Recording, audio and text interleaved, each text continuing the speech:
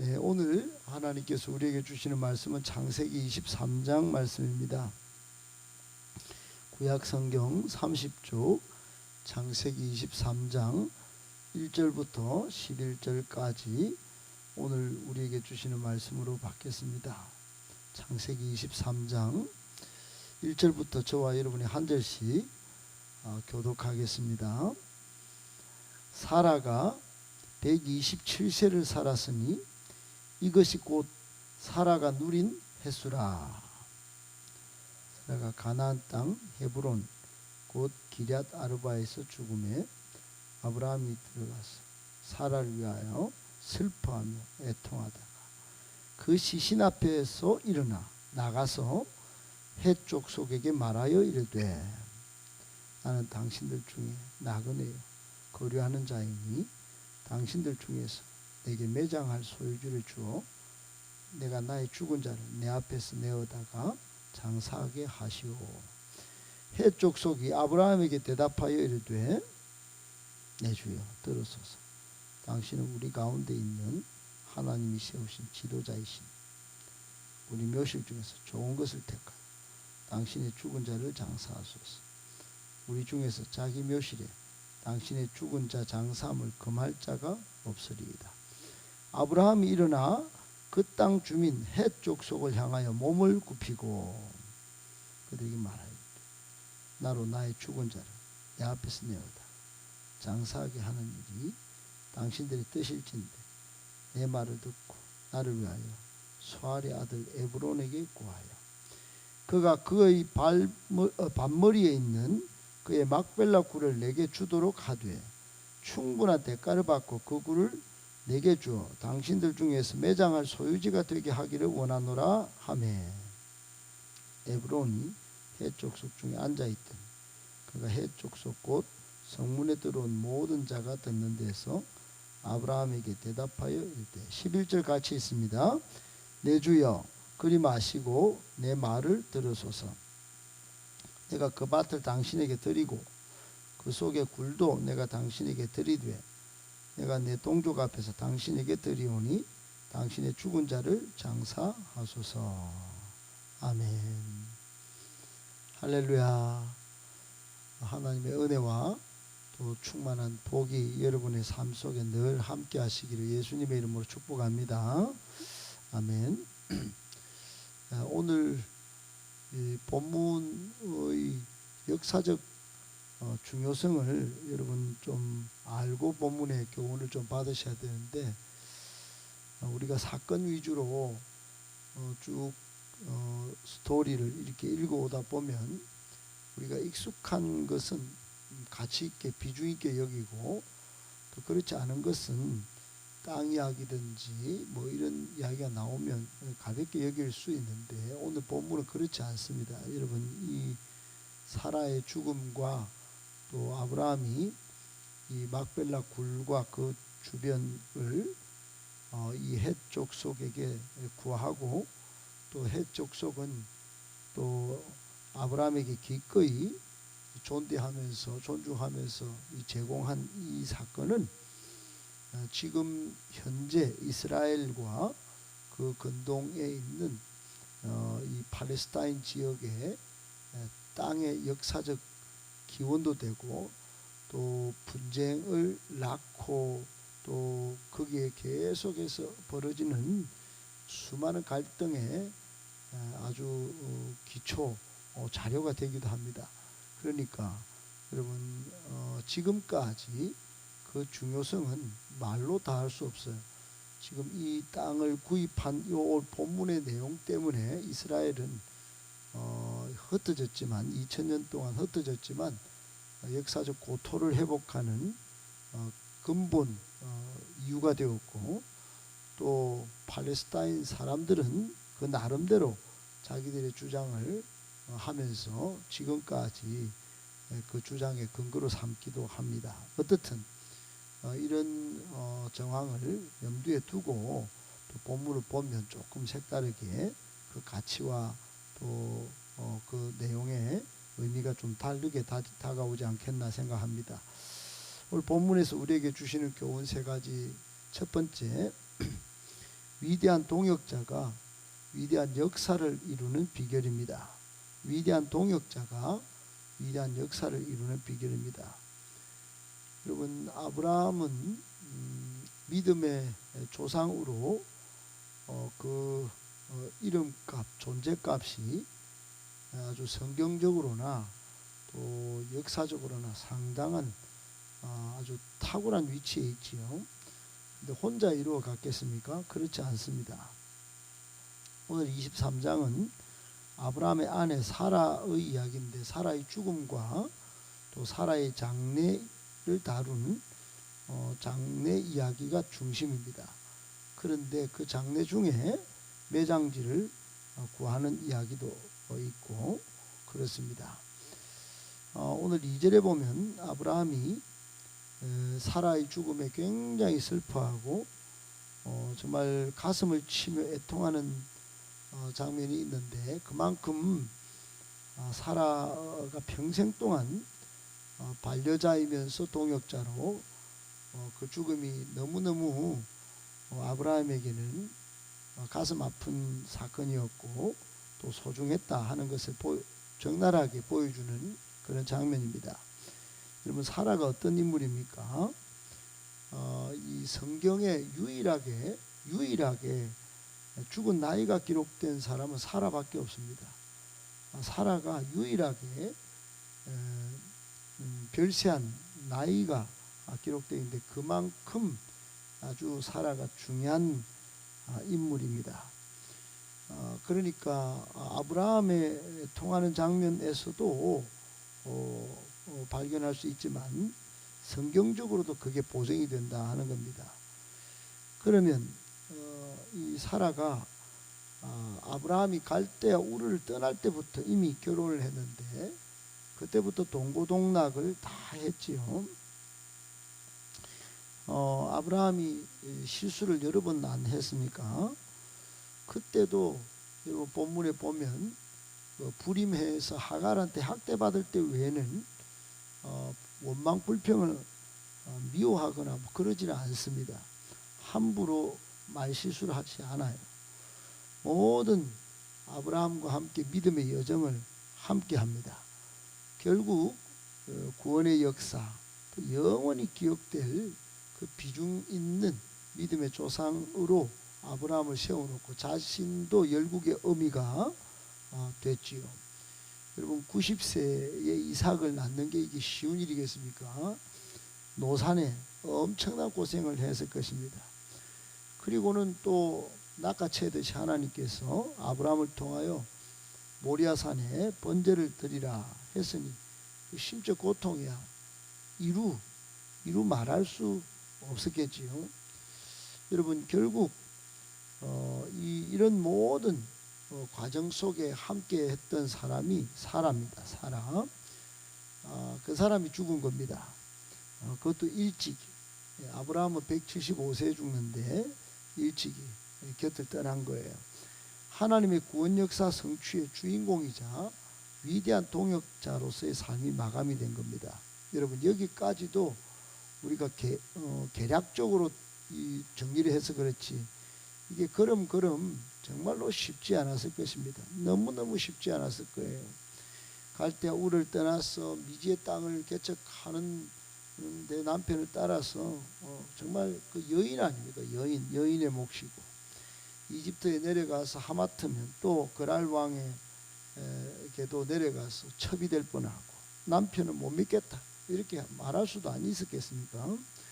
하갈의 학대도 경험하면서 그 불임의 고통, 그 정말 어려운 심적 고통도 겪었고, 노산 후에 아들 번제 제물이 될 뻔도 했고, 아들을 유일하게 얻었는데 그 아들도 뺏길 뻔했고, 여러분, 순간순간, 그러나 사라는 믿음으로 동역했습니다.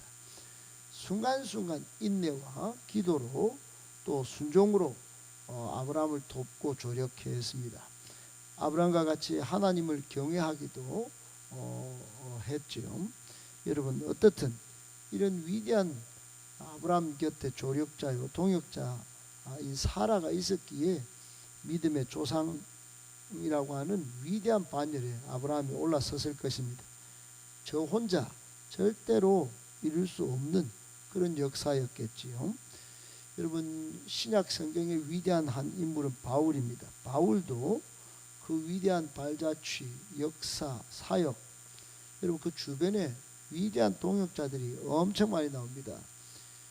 로마서 16장에 보면 그들의 위대한 조력자 인물들이 이름도 하나도 빠짐없이 쭉 기록되어 있는데, 디모데도, 디도도, 누가도, 의사도 직업 상관없이 엄청나게 거기 여인도 나옵니다. 베베 집사 등. 여러분,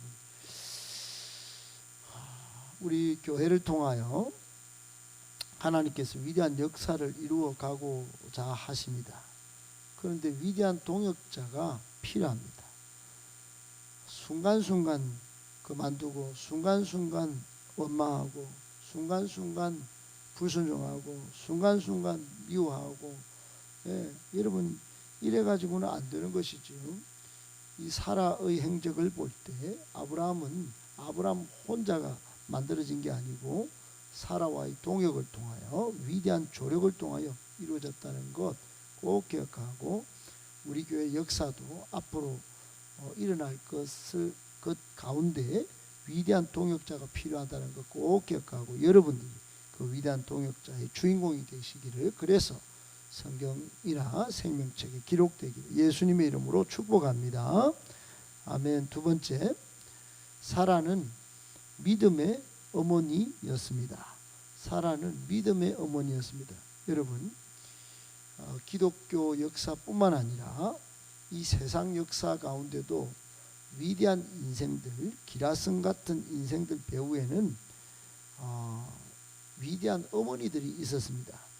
특별히 기독교 역사 가운데 또는 성경 역사 가운데 한 족적을 남긴 이름값 했던 사람들은 반드시 그 뒤에 위대한 어머니들이 있었고, 그 어머니의 헌신, 특별히 어머니의 기도가 있었습니다. 어머니의 기도가 있었어요. 여러분, 아브라함 링컨은 그 어머니의 기도 때문에 그가 위대한 일을 했다고 수도 없이 글을 남겼습니다. 성 어거스틴도 기독교를 예수님 이후에 또 바울 이후에 정초한, 새롭게 정리한 위대한 사람인데, 그 어머니 모니카의 기도로 그가 정말 남봉꾼 같은 그런 삶에서 돌아와서 기독교에 아주 큰 족적을 남깁니다. 여러분, 성경에 나오는 디모데는 어머니 유니게와 또 할머니 로이스의 믿음 때문에 그가 있었다고 디모데서에서 고백하고 있죠. 구약 성경의 모세는 요게벳의 그 어머니의 끊임없는 눈물의 추적과 또 기꺼이 유모로 전락해서 자신을 돌봤기 때문에 유대 히브리 정체성을 가지고 250만 명을 구출해내는 위대한 영도자가 되었죠. 사무엘에게는 한나의 눈물의 기도가 있었습니다. 여러분, 이 아브라함의 유일한 이 혈육 또 세대 계승을 이룰 이삭은 누가 있었을까요? 바로 사라입니다. 여러분, 사라가 처음에는 하나님께서 네 몸속에서 아들을 낳게 하겠다, 하나님을 약간 의심했지요. 의구심을 가지고 웃었습니다. 피식 웃었다. 그래서 이름 이삭이 된 겁니다. 웃었다. 그러나 89세 진짜로 임신하고 출산을 90세에 합니다. 그리고 오늘 127세를 일기로 이 생을 마감했지요. 여러분, 이삭을 낳고 37년 후에 그만 먼저 아브라함보다도 보통은 남자가 먼저 가는데 아들 남겨놓고 이렇게 갑니다. 차마 아들 이삭의 결혼도 못 보고 또 며느리도 못 본 상태에서 이제 가는 이 사라의 심정이야 어찌했겠습니까? 아마도 분명히 기도했을 것입니다. 괴로웠지만 남은 아들을 두고, 그래서 나중에 한 25장쯤 가면 이삭은 그 어머니를 얼마나 오매불망 사모했는지 몰라요. 그래서 그 들판을 방황하면서 묵상하고 그 리브가 점지한 리브가가 올 때 막 뛰쳐나가서 어머니를 모시듯이 모시고 결혼생활 하면서 이제 야곱과 에서를 낳는 그런 것을 보게 됩니다. 어떻든 이삭은 어머니를 생각하고 다시 믿음의 세대 계승을 이루는 그런 일을 하죠. 사랑하는 여러분, 믿음의 어머니가 없었다면 이삭은 없고 또 이삭 이후에 그 믿음의 세대 계승도 쉽지 않았을 것입니다. 아무튼 우리에게 주는 교훈이 뭘까요? 사라는 비록 인간적 약점도 노출한 것도 있지만 끝까지 믿음을 견제하며 살았다. 남편을 도와서 구원의 역사를 이루고 아들을 통하여 믿음의 계보를 이루었다. 사랑하는 여러분, 오늘날도 우리는 믿음의 어머니가 필요합니다. 우리가 성별을 떠나서 우리 자녀와 다음 세대를 위한 기도의 어머니 같은 역할 꼭 필요합니다. 그 다음 그 기도를 먹고 그 믿음을 먹고 우리 다음 세대에 우리 자녀들이 위대한 발자취를 이어가게 되는 것입니다. 꼭 끝까지 믿음을 견제하고 기도로 자녀를 세우고 다음 세대를 세우는, 그래서 역사의 주역으로 만들어 놓는 사라 같은 위대한 우리의 기도가 있게 되시기를 예수님의 이름으로 축복합니다. 아멘. 마지막 세 번째, 성도는 날마다 영원한 본향을 사모하고 소망해야 합니다. 성도는 날마다 영원한 본향을 사모하고 소망해야 합니다. 여러분, 오늘 2절 사라가 죽은 장소를 주목하셔야 합니다. 사라가 죽은 장소는 본문에 소개하기를 가나안 땅 헤브론 곧 기럇 아르바에서 죽었다 그럽니다. 정확하게 되어 있죠. 가나안 땅. 여러분, 요 앞장면에 22장 19절에 보면 아브라함은 브엘세바에서 오랫동안 거주했습니다. 브엘세바, 전혀 다른 땅입니다. 그러나 사라는 가나안 땅에서 죽었습니다. 아마도 사라가 어떤 작용을 했지 싶어요. 사라는 하나님이 약속하신 땅, 처음에 갈대아 우르를 떠나서 미지의 땅으로 하나님 지시한 땅으로 가라 해서 처음에 정착했던 땅, 그러다가 아브라함이 실수해서 이집트로도 가보고 블레셋에 있는 그랄 땅으로도 가보고 했지만 결국은 아무런 것도 건지지 못하고 하나님이 보내주신 그 땅, 약속한 땅, 그 땅이 마지막까지 그 땅에서 내가 죽어야지 이렇게 했을 것입니다. 그렇게 사모하고 소망했었을 것 같습니다. 그러니까 가나안 땅에 와서 죽었지 않겠습니까? 아브라함도 거기서 슬퍼하고 사라를 위하여 애통하고 거기다가 이제 매장지를 구하고 또 거기를 영원한 기업으로 삼습니다. 사랑하는 여러분, 이 사라가 평생 동고동락하면서 신앙의 동역자로 살다가 이제 갔는데 이 아브라함이 그토록 슬퍼하고 하면서 더 도드라지게 드러나는 게 뭐냐? 이 히타이트 족속, 여러분 철기 문화를 꽃피우고 지금 영어 문자를 알파벳 문자를 남긴 후손인 헷 족속, 헷 족속이 있는 헷 족속이 아마 가나안 땅에 흘러와서 또 한 지파를 이루었을 텐데 어떻든 여기에다가 사라의 매장지를 구입했다는 것은 그만큼 사라가 오매불망 그리워했던 가나안 땅에 대한 그 아브라함의 그 또 간절함이 드러나는 것이다 볼 수 있습니다. 결국 아브라함은 이 4절에 보니까 땅을 살 때 해쪽 속한테 나는 나그네요 거류하는 자니 당신들 중에서 내게 매장할 소유주를 주세요 이렇게 말합니다. 자기가 나그네였다는 겁니다. 거류하는 자로 소개하는 겁니다. 이게 의미심장한 표현인데, 왜냐하면 가나안 땅 오기 전까지 전부 나그네 생활이었어요. 나그네. 그러니까 여러분, 우리도 지금 이 세상을 사는 게 나그네 인생 아니겠습니까? 이 나그네로 살다가 잠깐 있다가 가는 겁니다. 결국 가야 할 곳 영적인 가난, 즉 천국 본향인 것입니다. 이 본문 속에 오늘 별것 아닌 것 같지만 어마무시한 우리의 영적인 행로에 관한 아주 중요한 가치의 말씀, 또 사라의 죽음 속에 드러난 여러 가지 의미가 있는데, 특별히 천국 본향을, 영원한 본향을 사모하고 소망해야 한다는 마지막 교훈이 우리에게 주어집니다. 우리 인생은 결국 나그네 인생이기 때문에 이 세상에 집착하지 말고 영원한 본향 천국을 사모하고 소망하면서 지금도 성실하게 살아야 하고 또 즐겁고 행복하게 살아야 하지만 결국 살아야 할 곳을 먼저 잘 준비하는 인생이 되어야 한다. 이게 오늘 사라와 아브라함이 우리에게 교훈하고 있는 것입니다. 비록 대가 지불이 필요하겠지만 기꺼이 천국 영원한 본향을 더욱더 사모하면서 잘 준비하는 복된 나그네 인생, 우리 인생들 다 되시기를 예수님의 이름으로 축복합니다.